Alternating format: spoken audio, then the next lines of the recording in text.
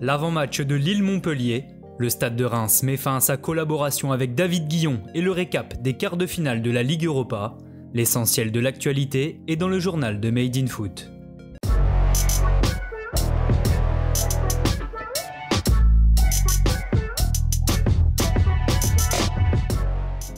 Le LOSC doit s'imposer pour continuer à rêver du titre. En ouverture de la 33e journée de Ligue 1, le leader lillois reçoit Montpellier 8e ce soir à 21h et espère enchaîner une 3e victoire de rang. Pour ça, Christophe Galtier pourra compter sur le retour de Jonathan David, guéri de sa blessure à la cheville, et de Youssouf Yassiche, débarrassé du Covid-19. En cas de succès ce soir, les nordistes prendraient provisoirement 6 points d'avance sur leur dauphin le PSG et lui mettraient ainsi la pression avant son match face à Saint-Etienne. L'entraîneur des Dogs Christophe Galtier se méfie néanmoins du MHSC, une équipe qu'il a décrite comme joueuse et armée offensivement.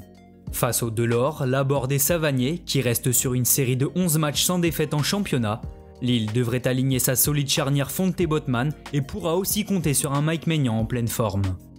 Avec seulement 19 buts encaissés, le LOSC possède la meilleure forteresse du championnat, ce qui lui vaut parfois l'étiquette d'une équipe défensive, un statut que refuse Christophe Galtier, qui répond simplement en vouloir imposer rigueur et discipline tactique, un cocktail gagnant pour l'instant. David Guillon et le Stade de Reims, c'est terminé. La nouvelle a surpris hier en Champagne, mais dans une interview accordée au journal L'Union, le président du club, Jean-Pierre Caillot, a laissé peu de place au doute. C'est vrai qu'il est peut-être temps de recommencer un nouveau cycle, de repartir sur de nouvelles bases avec des idées nouvelles et une autre vision.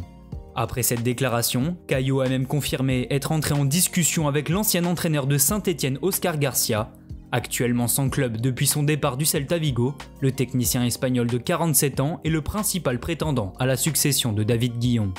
Au club depuis 9 saisons, l'entraîneur français aurait d'ailleurs annoncé son départ à ses joueurs hier matin lors d'une réunion interne lors de laquelle il aurait expliqué avoir appris la nouvelle dans la presse, selon RMC Sport. Directeur du centre de formation de 2012 à 2017, Guillon avait pris la tête de l'équipe pro il y a 4 ans. À son actif, il gardera une accession en Ligue 1 ainsi qu'une qualification en Ligue Europa. Les quarts de finale de la C3 ont justement rendu leur verdict hier soir. En ballottage favorable au coup d'envoi après sa victoire 2-1 lors du premier match, l'AS Roma s'est qualifié mais s'est fait peur contre l'Ajax Amsterdam. Mené 1-0 après un but de Brobé au retour des vestiaires, les Giallorossi ont concédé un deuxième but de Tadic finalement refusé par la VAR. Après cette frayeur, le buteur maison Edin Dzeko est sorti de sa tanière pour doucher les espoirs néerlandais et qualifier son équipe qui affrontera donc Manchester United. Après leur succès 2-0 au match aller, les Red Devils ont encore une fois disposé de grenades 2-0 à Old Trafford. Cavani et Valero contre son camp sont les buteurs mancuniens. De son côté, Arsenal n'a pas tremblé.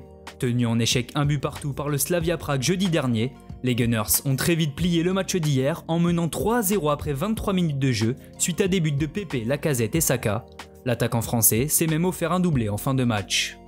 Au prochain tour, Arsenal défiera donc Villarreal. La formation coachée par Unai Emery s'est imposée 2-1 face au Dinamo Zagreb grâce à des réalisations de Paco Alcácer et Gérard Moreno. Les matchs allés se dérouleront le 29 avril prochain et les retours une semaine plus tard, le jeudi 6 mai. Merci à tous de nous avoir suivis. N'hésitez pas à vous abonner, liker et partager. On se retrouve très bientôt pour un nouveau journal.